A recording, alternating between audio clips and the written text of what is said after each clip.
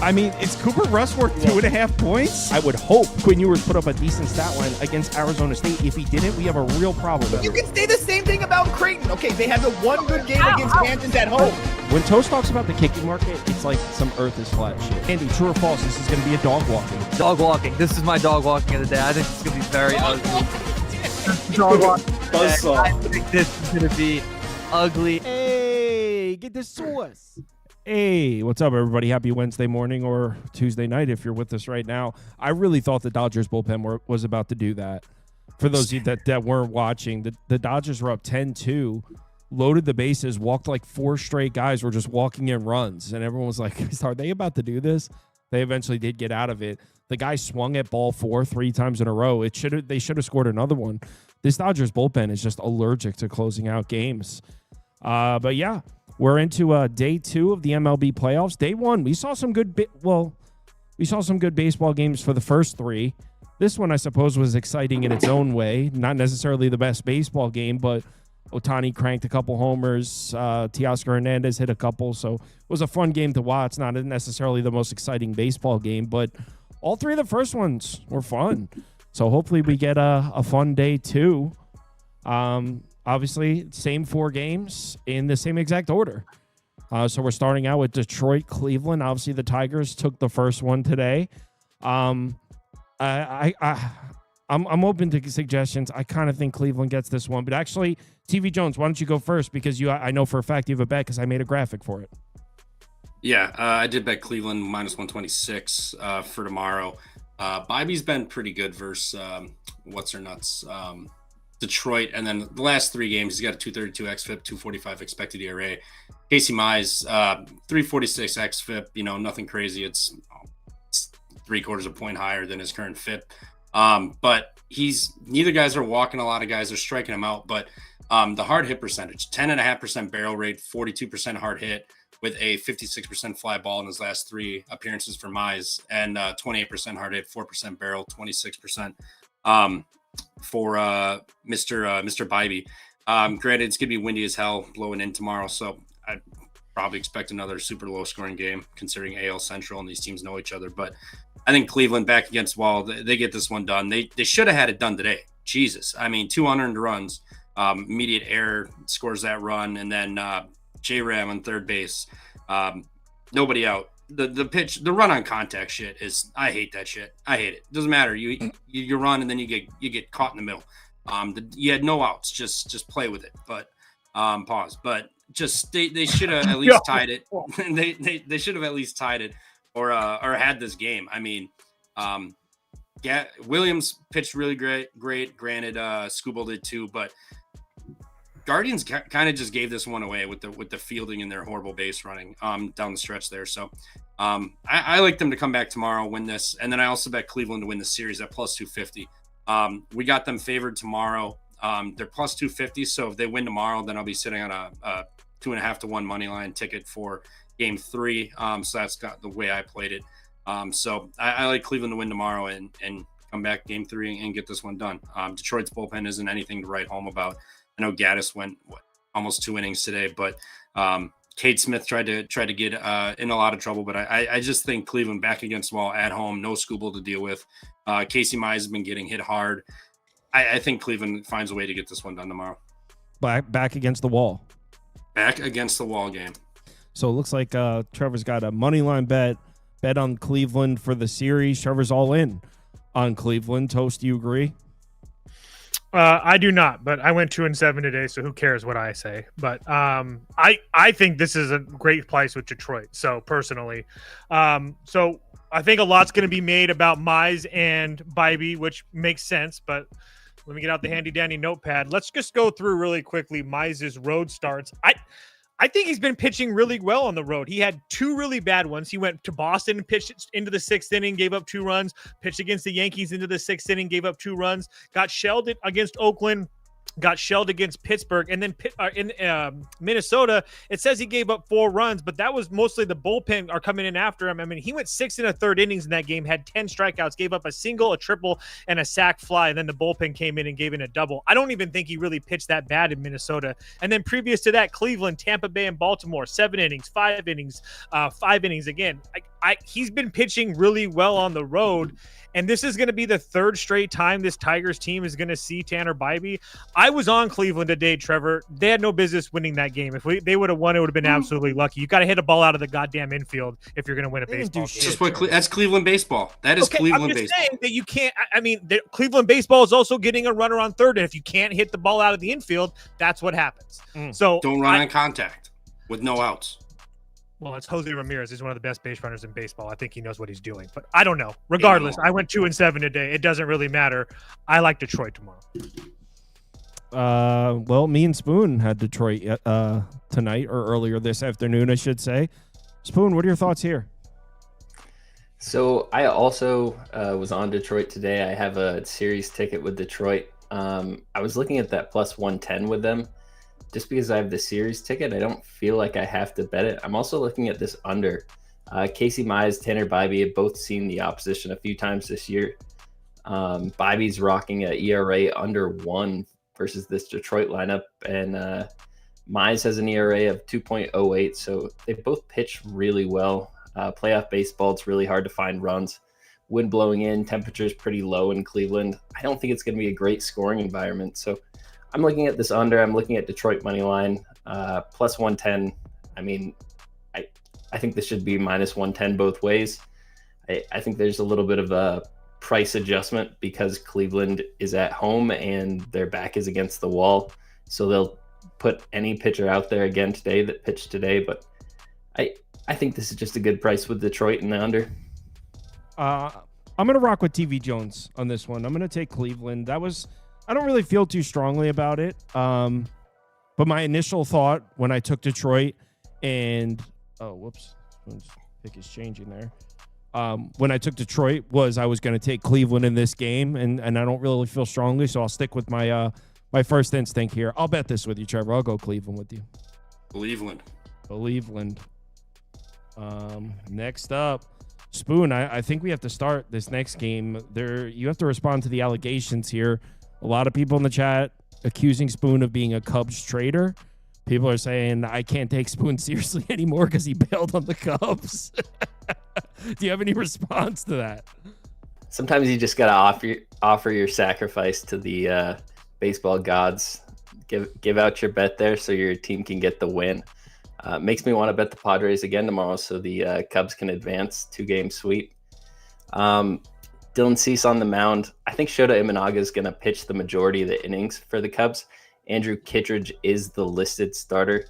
They have been a little hush-hush on how they're going to handle the pitching situation tomorrow, but they more than hinted that Shota would be on the mound. So I think that's who you're going to see. The Padres have been killing left-handed pitching. They saw a lefty today, didn't get a bunch of runs off him, but they had plenty of opportunities to score. I think this is another Padres spot.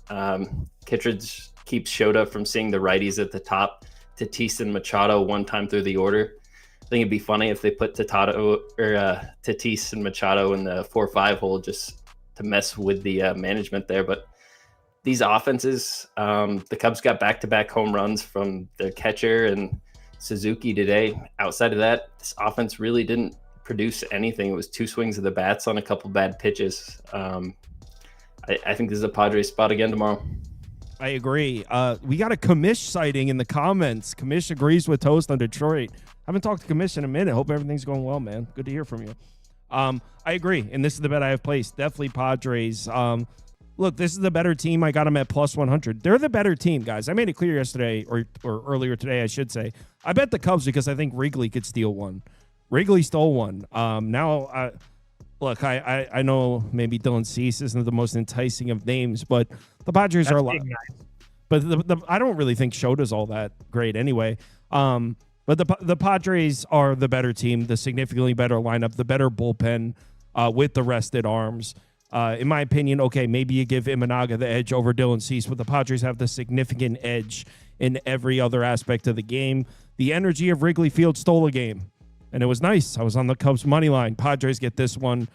I know Trevor is going ballsy and taking the Padres to win the series. I don't know about that. I'm with you that they take this game, but Trevor took the plus 270 to win the series. Yeah, I mean, I think both these teams win, so you're going to give me, a fat money line ticket for Game 3. I mean, there is avenues to hedge out if I really wanted to, but we don't hedge in this household. So I like Padres money line tomorrow. I mean, Dylan Cease, yes, the name is scary as shit when you're given the name, it's scary as hell. But he's been fine the last 4 of his last 5, giving up 2, 1, 1, 4 against the White Sox in Chicago, and then 1 against the Brewers.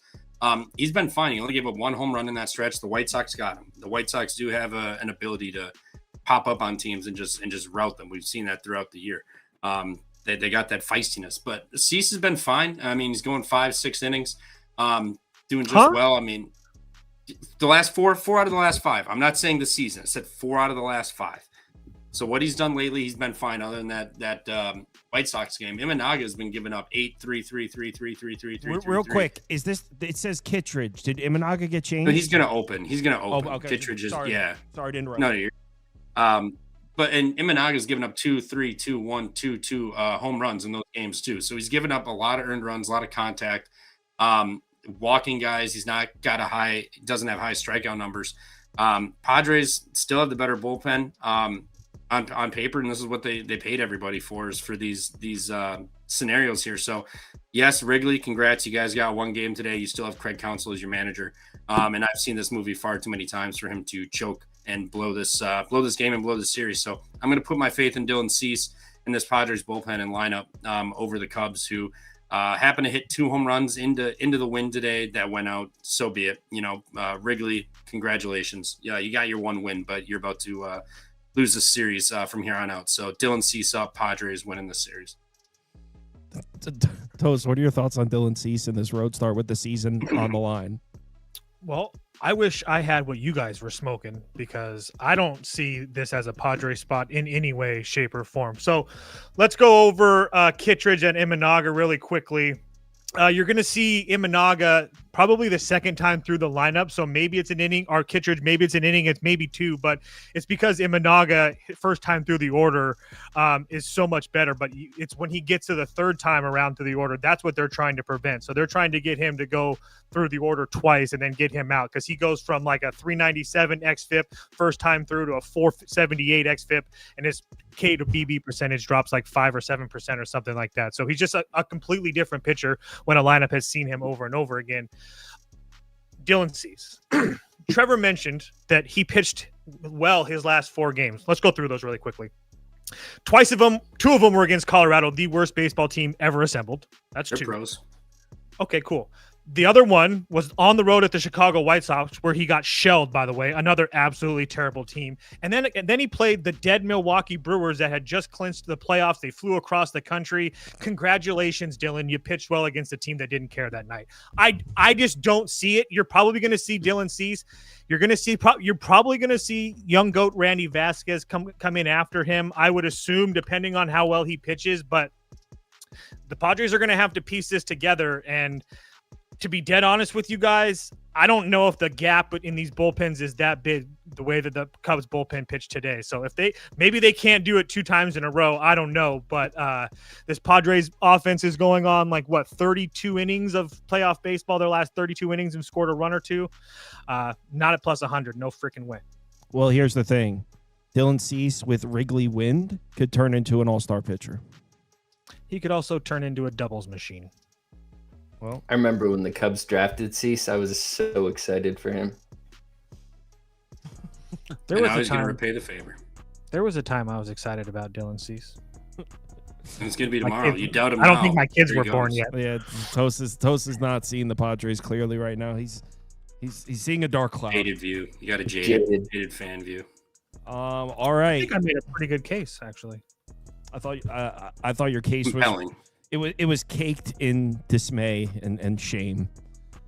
Peppered with shame, for sure. Red Sox, Yankees in the Bronx.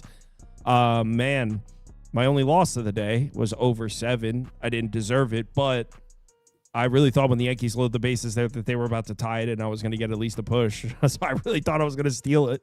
Bayo against Rodon, and again, it's the same sort of weather situation. Heavy wind blowing in, minus 17%. According to Ballpark Pal, it's actually even worse weather for scoring runs. So another game in Yankee Stadium that points towards run suppression. I will say, though, Bayo and Rodon, not quite Crochet and Max Fried. Crochet was impressive as hell. What did he throw? 196 pitches and was still like clocking 100 miles an hour. That was freaking great. That was impressive. That's why you leave your guy out there when they're dealing. Yeah, for real. That's like, both the managers handled it the opposite way. That's the kind of thing, though, when it comes to managers and handling their starting pitchers and bullpens. Everyone always likes to play Monday morning quarterback. Like, if they make a decision and it works, like, no one says anything. But if it doesn't work, then it was a bad decision. So it's always easier to talk about it after the fact. Also, guys, the idea that like it's the manager making the decision, it's not just one guy making this decision. These decisions have been made for the most part prior to the game, just for the record. So don't get mad at one guy. It's like multiple guys. All right, TV Jones, you have to start us off here. There's a reason for it. Several comments came in. TV Jones is getting branded as a Yankees hater that's not seeing the Yankees games objectively. Do you have a response? That was me last year. Red Sox moneyline cash today, folks. Just want that to be known. And tomorrow we got Rodon Bayo. Bayo, he's been really damn good versus the Yankees. Going back to 2022, all 5 road starts in New York, 1 earned, 2 earned, 1 1 and 0. He's gone 6+ innings in 4 out of the 5 of these. Never gave up a home run either. He's been really good versus the Yankees. He gets fired up and he mows them down. Maybe not strikeout wise, but they're not getting on base. They're not scoring runs on him. Rodon has just saw the what's it called, the Red Sox 3 times this year. Sorry, they got 2, 3, and 5 off of them. 2 home runs. They've walked 10 times and got hit by three of these pitches with 12 strikeouts. So, I mean, it's not like Rodon has absolutely just killed the Red Sox. Plus 150 with the Red Sox is incredibly tempting. Yes, Chapman got used today, but other than that, the entire bullpen is fresh. Boone used 4 guys out of the bullpen tonight or something. It was like Weaver, Williams, Bednar, and somebody else. But you got to imagine those guys will probably go tomorrow, and Chapman probably if they really, really need him to. Granted, is a big game, so potentially, but they just saw lefty today, Max Fried. The Red Sox, yes, had Crochet going, but Bayo has been really damn good versus the Yankees lineup, and plus 153 is incredibly tempting. I'm not paying 170 with Rodon, who's seen this team 3 times this year, and this bullpen that comes in. All that money they paid for that bullpen, and they can't close games out or just keep runs off the board. So Boston moneyline plus 153. Bayo over 14.5 outs is minus 113. He's gone 5 1/3, 6 twice and 7 twice in New York. And he's always been damn good versus the Yankees team. So I'm willing to take a stab with Bayo to go 5 innings and plus 153 with this Boston lineup. That's bold. Spoon, do you agree with that? Not really. I mean, Trevor's kind of glossing over the fact he just pitched versus the Yankees, went 5 innings pitched, gave up 4 earned runs just a couple weeks ago. Yankees are absolutely destroying righties right now. They're 4th in baseball over the last month with a 130 WRC plus versus right-handed pitching, and Boston is 23rd in baseball with like an 83 WRC plus versus lefties right now. Rodon's really locked in. He feels like one of those guys that just steps up for the big games. This seems like a spot where I really want to back Rodon, and I think they get the Brian Bayo. They just did it. This lineup didn't go off today. They're just a ticking time bomb. I think they find a way to score some runs tomorrow. I'm taking the Yankees first 5 plus a half. You can get it minus 105 right now. Plus a half? Minus a half. Oh. You said minus 105? Rodon's just gone out there consistently pitching really good baseball. This is a good spot for him. You said minus 105 is the price on that? Yep, it's on ESPN Bet right now. So Yankees first 5 run line -0.5. There we go. Toast, what are your thoughts? It would be Boston or pass for me.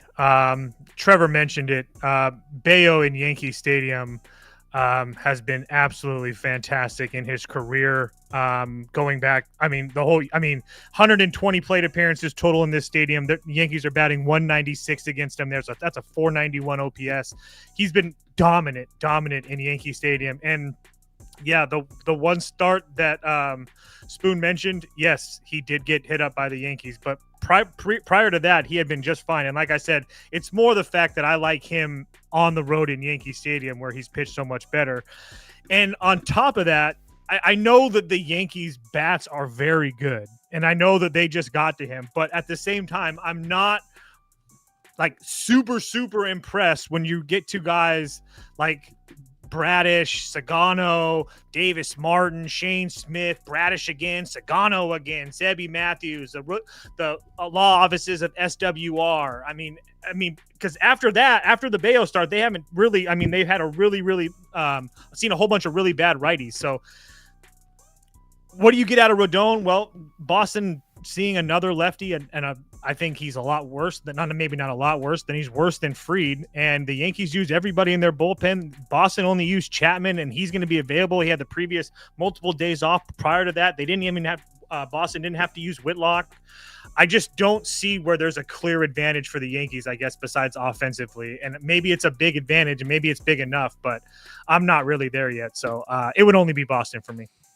The pick is Yankees money line. I'm laying the juice. I laid the juice with favorites twice today. It was very lucrative as they both won. And honestly, I've had a lot of success betting big favorites all year. Obviously, it looks ugly to put it up there, but yeah, I made some good money this MLB season playing these favorites in spots that I liked. And a couple things when it comes to Rodon, pretty reliable. We saw Boston really struggling to get to Max Fried. Boston didn't start making noise until we got to the bullpen. Not saying the bullpen doesn't exist. The bullpen's going to exist in this game. I'm just making a case where I think Rodon will be fine. I think he'll pitch a gem with no Roman Anthony in the lineup for Boston. And on the other side, like almost all these guys said, Yankees have been getting to righties. They saw, not only did they see a lefty, they saw like the best pitcher in the league today in Garrett Crochet. Now they get to see a righty, but in addition to seeing a righty in Bayo, the Red Sox used Chapman for 24 pitches, who is their lefty bullpen arm. So not only are they going to see a righty in Bayo, but they're going to see righties out of the bullpen too. Ben Rice home run, maybe. This dude was itching to get out of the dugout and get in an AB in today's game. The Yankees were trying to pitch hit him. They couldn't because Crochet threw 8 or 7 and whatever innings, and then Chapman took it the rest of the way. So the Yankees literally didn't see one pitch from a right-handed pitcher. They might see all 9 innings from righties in this game. So Ben Rice is going to be in the lineup. I think the Yankees put up a big number in this one. I just hate the weather. I hate that it's like shitty run-scoring weather for Yankee Stadium, but I'm going to bet the Yanks here. All right, last game up. Let's not forget Yankees also have bases loaded with no outs. No clutch bats in that lineup whatsoever. The clutch bat was sitting in the dugout, Ben Rice.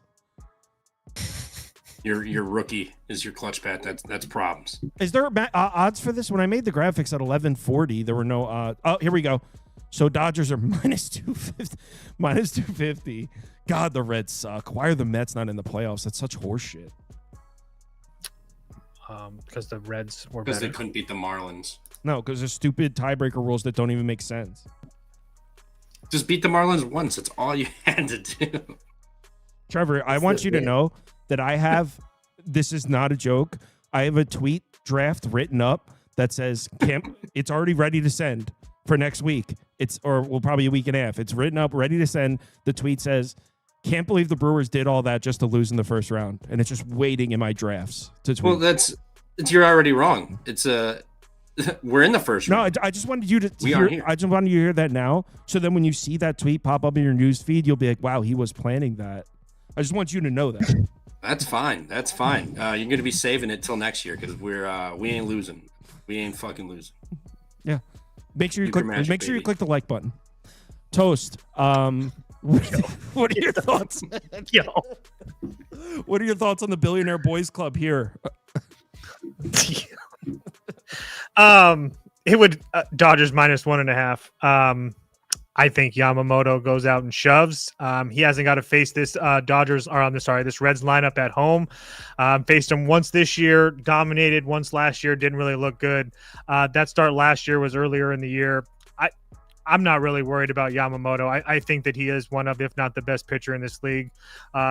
Maybe Scooble, maybe Skeens, take your pick. But this guy's been absolutely fantastic. I have no reason to believe he doesn't pitch well tomorrow.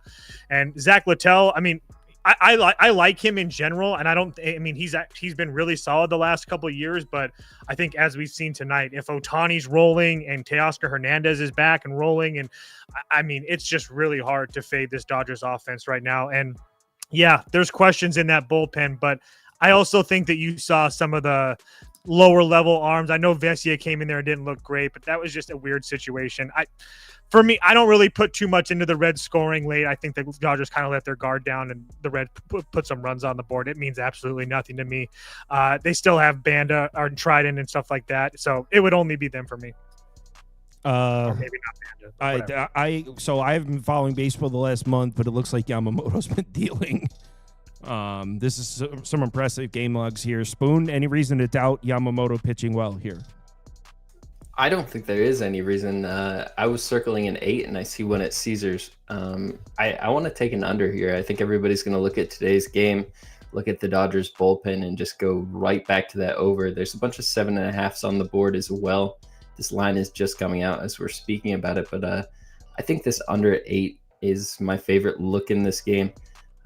Littell has been a really good pitcher at points this season. He's had some bad blow-up games, but Cincinnati's going to empty their pen in every way possible today to keep them in this game. So even if they go down by 3 or 4 runs, it's not the normal baseball script where your bad relievers come in. This is the last game of the season for them. They're going to do whatever they can to keep the Dodgers off the board. And Yamamoto, this guy's pitched amazing. You said you haven't been following baseball for a month now.